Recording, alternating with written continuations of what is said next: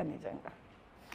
కాదు మాధవీలత గారు, ఇప్పుడు నిజంగానే దేవుడి సన్నిలో ఇంత అఘాయిత్యం జరిగిన తర్వాత నిజంగా పాపము పుణ్యం అనేది ఉంటుంది కదా, నిజంగా వాళ్ళకి ఏమైనా శిక్షలు ఉంటాయా? వెయిట్ చేయండి. ఎంత కుండ నిండితే ఇది బయటకు వచ్చిందో ఎవరికి తెలుసు? ఎవరి వల్ల బయటికి వచ్చిందనేది ఒక ఎత్తు అయితే, ఆ పాపం ఎంత పండి బయటకు వచ్చిందో ఎవరికి తెలుసు?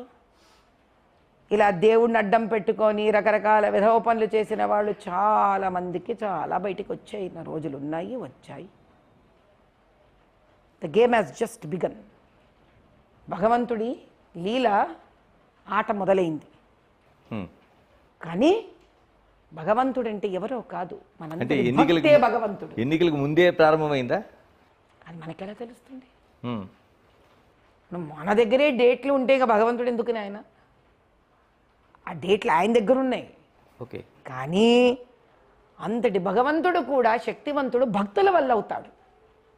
కాబట్టి మనం అందరం వెళ్ళి, అనంత కోటి హైందవ భక్తులందరూ తిరుపతికి వెళ్ళి ఆయననక్కడ కనుక ఆయన కోసం అయ్యా ఈ అన్యాయాన్ని నిర్మూలించు అని కోరికను కోరి మనం నిస్వార్థంగా వినతి పత్రం పెట్టినప్పుడు దీనికి కొన్ని రెట్ల శక్తి తయారవుతుంది. అక్కడ ఆ భక్తుల శక్తితోటి ఆయన విజృంభిస్తాడు. ఇంకా ఇంతవరకు వచ్చాడు ఆయన, ఇంకా విజృంభిస్తాడు. ఆంజనేయ స్వామిని ఎందుకు దండకం చదువుతారు? దాటవయ్యా శాంతంగా ఉన్నాడు ఆయన. నరసింహస్వామికి ప్రహ్లాదుడికి అంత జరిగితే నరసింహావతారం జరిగింది ఆయనది.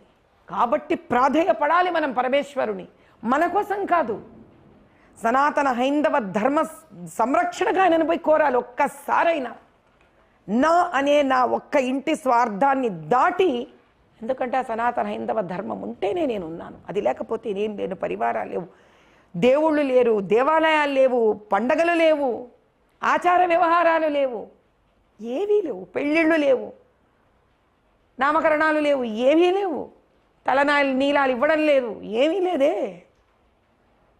అటువంటి పరమేశ్వరుడు శ్రీవారు ఒక్కసారన్నా ఆయనని వెళ్ళి, నా ఇంటి కాదు నాయన, నా ఇల్లు కూడా ఒక భాగమైన సనాతన ధర్మాన్ని కాపాడు తండ్రి అని ఒక్కసారైన హైందవ ధర్మం కోసం ప్రతి హైందవుడు తిరుపతికి బయలుదేరవలసింది.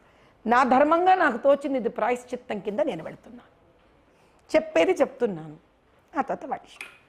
మాధవీలత గారు, మరో అంశం కీలకంగా, ఒక కొరియోగ్రాఫర్ జానీ మాస్టర్ ఇష్యూలోన ఒక అమ్మాయి ముందుకు వచ్చింది, కాస్టింగ్ కౌచ్ జరిగిందంది, తనకు అత్యాచారం జరిగిందంది, ఒక లేత వయసులో తను ఒక బలైపోయానని చెప్తా ఉంది. ఏ విధంగా చూడాల్సిన అవసరం ఉంది సినిమా ఇండస్ట్రీలో? మరోవైపు చాలామంది ఇది ఒక లవ్ జిహాద్గా దీన్ని చెప్తా ఉన్నారు. ఏ కోణంలో చూడాల్సిన అవసరం ఉంది? ఇటువంటి వాటిపైన ఎలాంటి విచారణ జరగాలి? నాయన, దీనికే ఇది ఒక చాలా పెద్ద విషయం. ఇది కొరడా తయారవుతుందో వస్తాను నేను.